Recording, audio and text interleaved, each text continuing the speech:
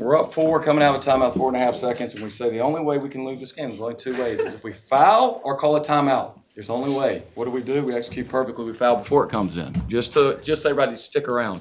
But other than that, everything was pretty. It's a good win in the game. I mean, executed press break late in the game. I mentioned we lost SMU game late, didn't execute our press break, and we did in that game. Got to the free throw line, didn't make them all, but did what we're supposed to do. Maybe we don't win that if we don't have the SMU game.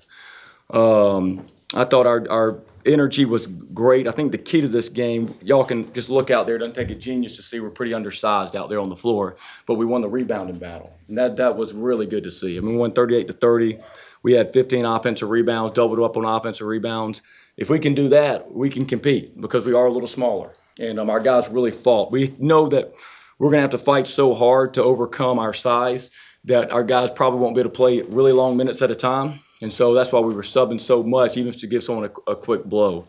Late in the game, we had some big plays, some big steals, and that may have been a duration of some of those guys maybe that didn't play as many minutes, came in there and really worked hard, and maybe some of our guys like Rylan was fresh late to make some big plays. So can't always control if the ball goes in the hole. We made 28% of our threes, but you can't control how hard you play and unselfish you play. So it was good to close it out here versus a team. That's a good team, well coached. Bucky, you mentioned the SMU game, but what do you feel like is the biggest difference in why y'all were able to close this one as compared to that, and even UCF as well? Yeah, I think we executed our press break late in that game. I mean, like we were in the right spots. We knew where we were supposed to be, strong with the ball. So, that was good to see. The UCF game, I just think we're in better shape to continue to play defense. You're not going to stop a team the whole game. It's just you're not gonna do that. But we found enough stops there, and we found enough stops there to give us a chance. You know what I'm saying? Found enough stops to give us a chance. And with the UCF game, we weren't stopping anybody there late. Why? Where do you feel like you're able to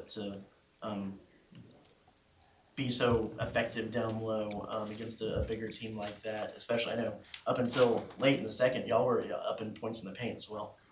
Yeah, well, we played a lot of guys, so basically if you're undersized, you're going to have to put up an extra fight. Like if I fought Mike Tyson in his prime for me to hold my own, he's bigger, stronger than me. I'm going to exert more energy than he does in the fight, right? So we got to commit to playing guys less minutes as hard as they can because they're going to wear down. And just commit to our guys are going to get tired. So we just got to commit to play as hard as you can for as long as you can and only be in there as long as you can play hard. And subbing guys, and that's probably what it was. We were fresh the majority of the game. You guys were strong in the last minute of each half. Just how key was that, and just kind of the message you had to your guys there in those last 60 seconds of each period? Yeah, we got to be us. Like there can't be any confusion on what we are. Like it's not like we got to live. We got to live. I mean, we're a 3-point shooting team, a full court team, and like we're not going to get up by.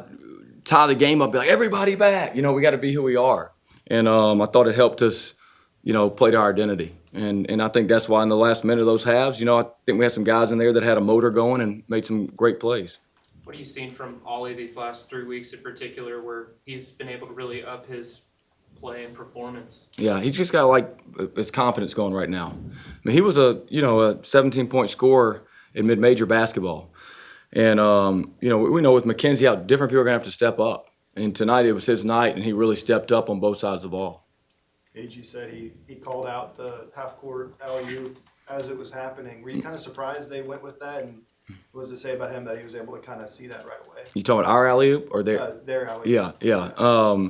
AG's got a smart mind. He sees what's going on. They got us with some good actions. They run a lot of really good things when they run their stuff. Like they're very consistent in what they do.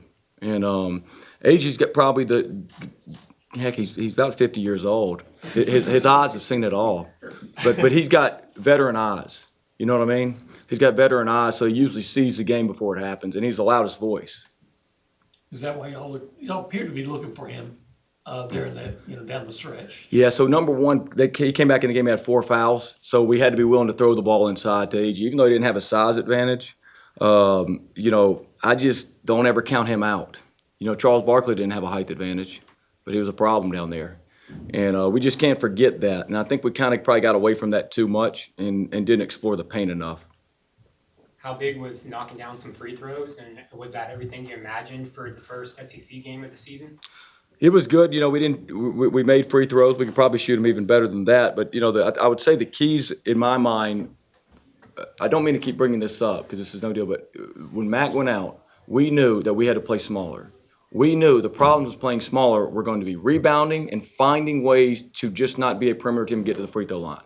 So the fact that we shot more free throws than they did and we out-rebounded them was a very good sign for our guys. You know what I mean? And so you get to the free throw line by exploring the rim, and that's got to continue.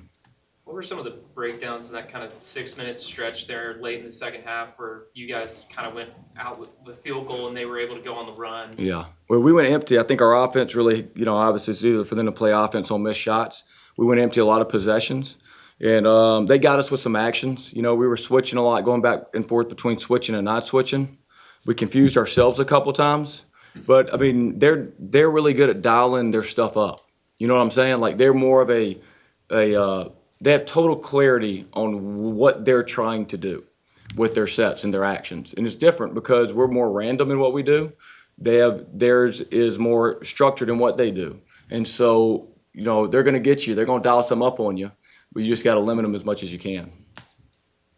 Anything else for Coach? You mentioned Charles Barkley earlier. I Yeah. don't think we're going to get to talk with you before y'all go play Auburn. Just what do you know about them and just kind of going back on the road? I think it's only the second time y'all been in a true road game this year.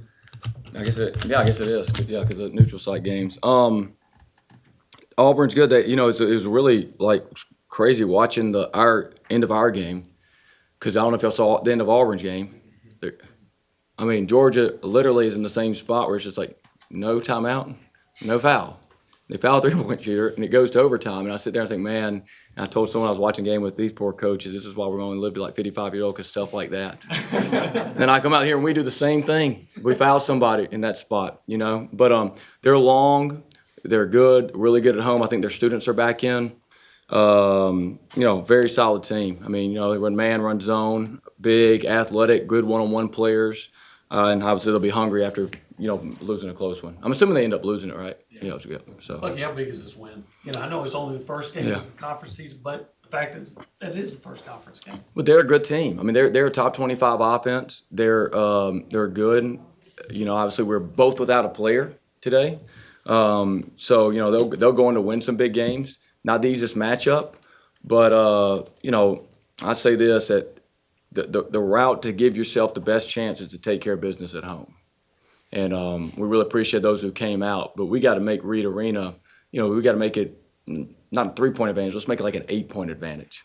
And, we really appreciate when the fans can get here. When the students get back, we got to have them breathing down the other team's neck because every home win is massive. You can't let those get away from you.